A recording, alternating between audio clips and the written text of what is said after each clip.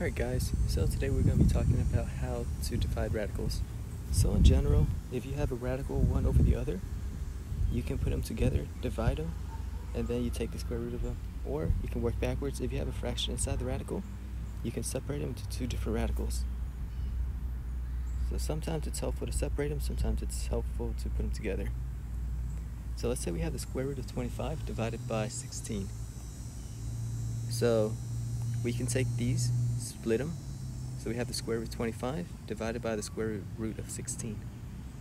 The square root of 25 we know to be 5. The square root of 16 is 4. So the square root of 25 over 16 is 5 over 4. If you have the square root of 28 divided by the square root of 2, what we can do is take this.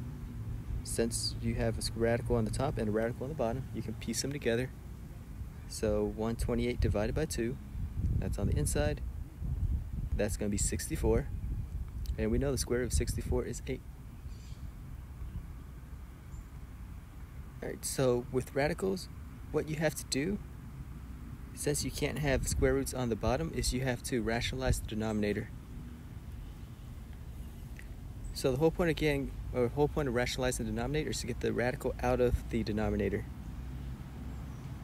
out of the bottom. So let's say we have the square root of 35 divided by the square root of 3. So with this one, you can't combine these because 35 and 3 don't divide. So what you have to do to get rid of the radical on the bottom is to turn it into a perfect square. The way you do that is you multiply the numerator and denominator. So you multiply the top and the bottom by the square root that's on the bottom. So square root of 3 times square root of 3. The reason you do that is because 3 times 3 is 9, and the square root of 9 is going to be 3.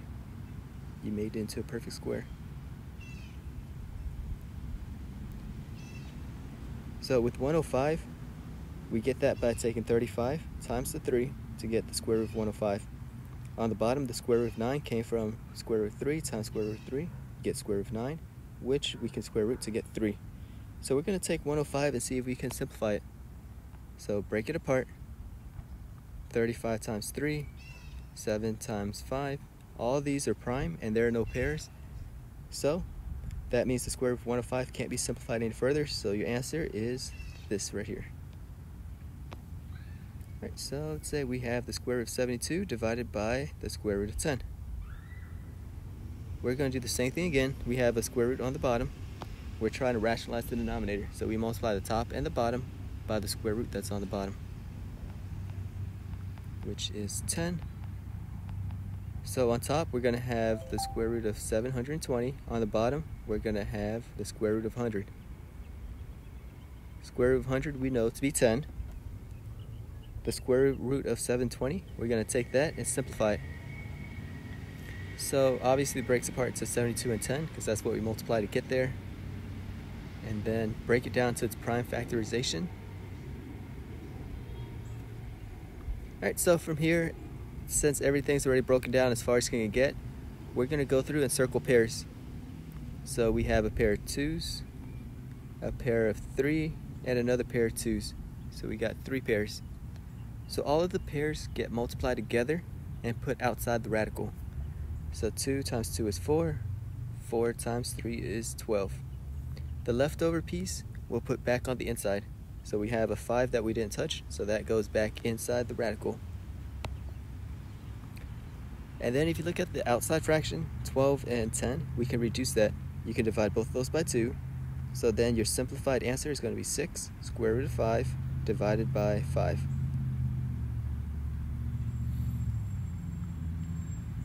Alright, so let's try this next one.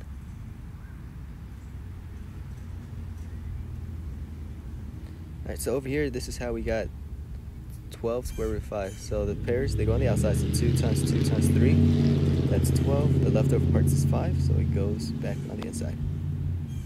So let's say we have the square root of 2 divided by the square root of 30.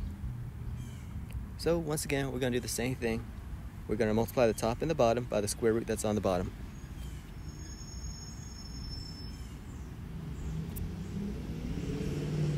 Alright, so the square root on the bottom is 30.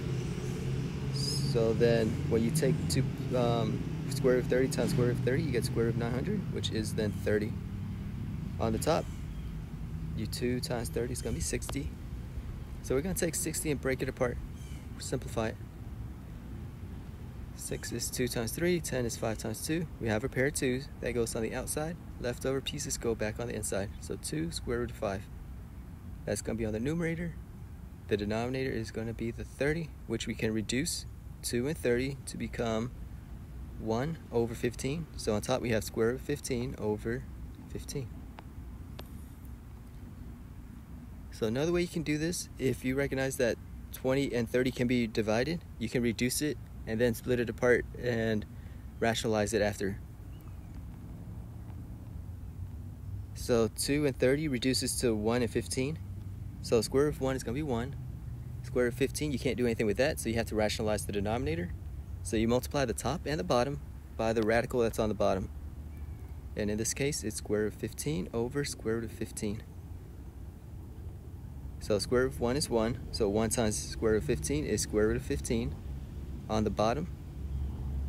When you multiply these together, you're going to get just 15.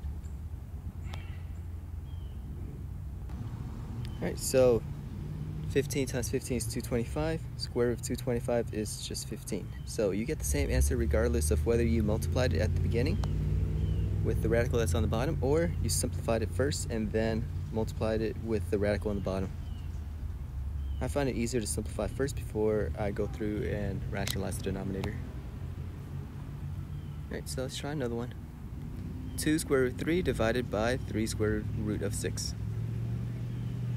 So, same thing again. I'll go ahead and multiply the top and the bottom by the square root that's on the bottom. 6 over 6. Which gets you, on top, 2 square root of 18 divided by 3 square root of 36. You can simplify it. Square root of 36 is 6. And then square root of 18. We can break that apart, start to simplify it a little bit further. Pair 3 goes on. Alright, so then we have 2 times 3 square root of 2. So multiply those together. 2 times 3 is 6. 6 reduces to 6 on the bottom, leaving you with root 2 on top over 3 on the bottom. So another way you could have done this one is just to reduce it at the start and then rationalize it. So let's try this one. This is a little bit different. So whenever there is a sign separating the terms on the bottom, so pretty much when there are 2 terms on the bottom, we have to multiply the numerator and denominator, the top and the bottom, by the conjugate of the bottom. So we're going to multiply the top and the bottom by the conjugate of the bottom.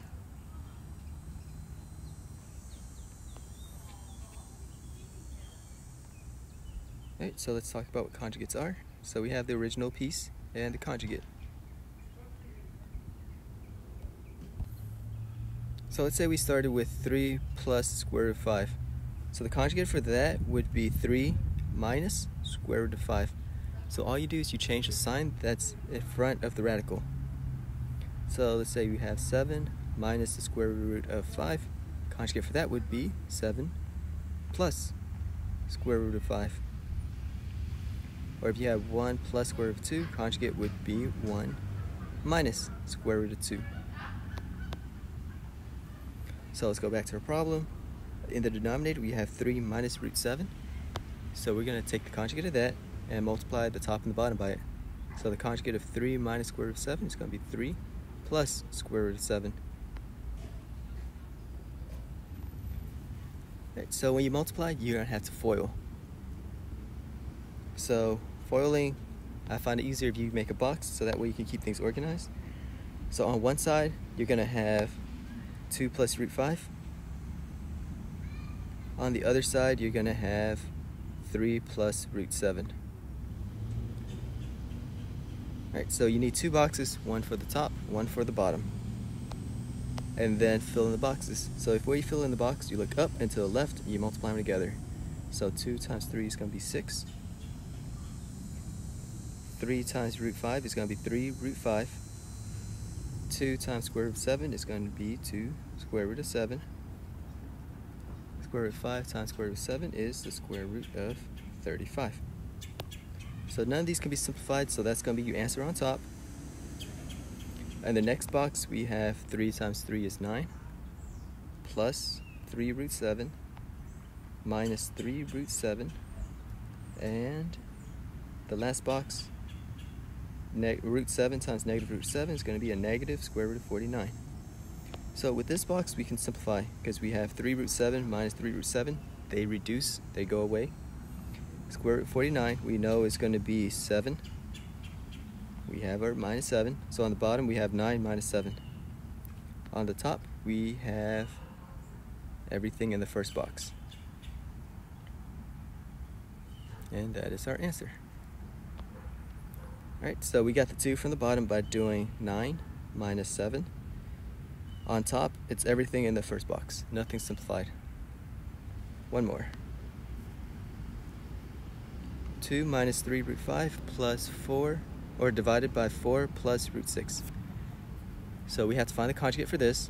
Conjugate of the denominator is 4 minus square root of 6. So we're going to FOIL that together.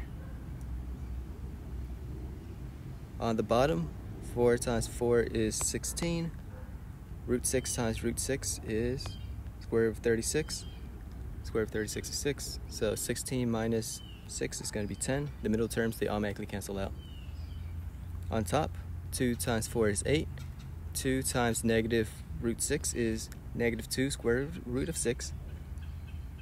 Negative 3 root 5 times 4 is negative 12 root 5.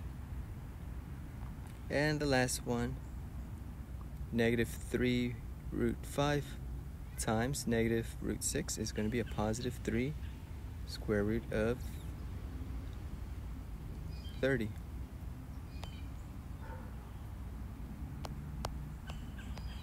Let me go back, put 30 in there. And then we just have to extend our division line, and that's our answer.